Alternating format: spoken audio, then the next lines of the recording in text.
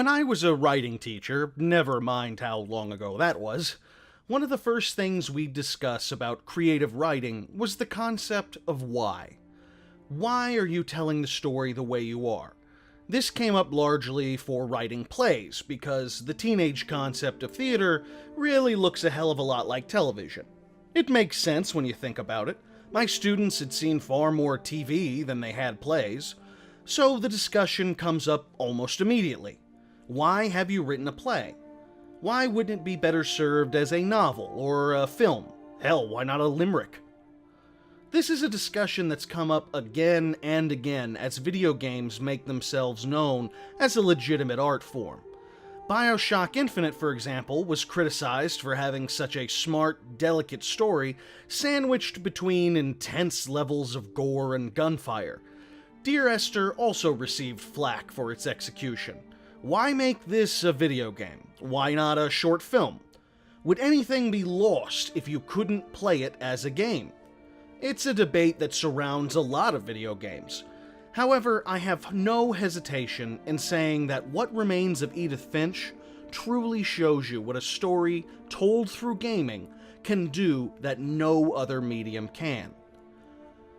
What Remains of Edith Finch is a game by Giant Sparrow, and in it you play the titular Edith Finch as she searches the remains of her family's bizarre and sprawling home in search of answers and insights into what appears to be a family curse.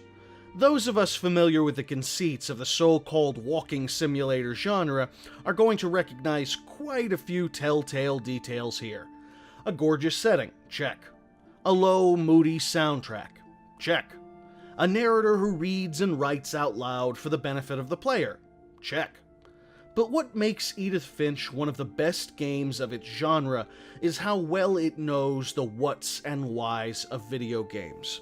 There is no question in my mind that the story of What Remains of Edith Finch could only be told effectively as a game. You aren't just receiving the plot and reading about the characters, you're becoming one with them. And as you work your way through the Finch family tree, there are just as many methods of getting to know these people as there are people to know.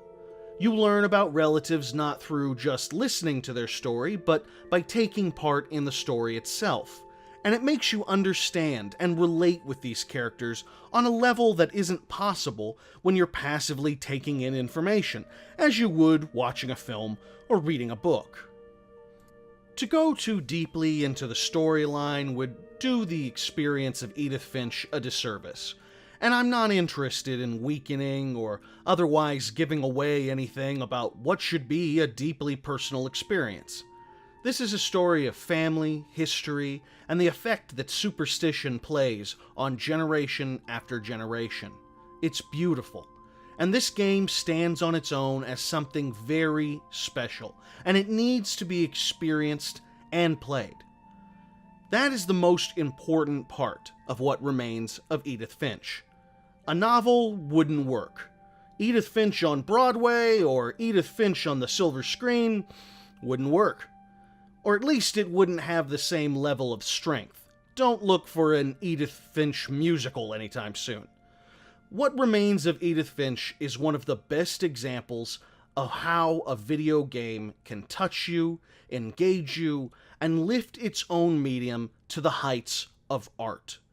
It is indisputably one of the finest examples of its style and genre, and easily one of the best games of 2017.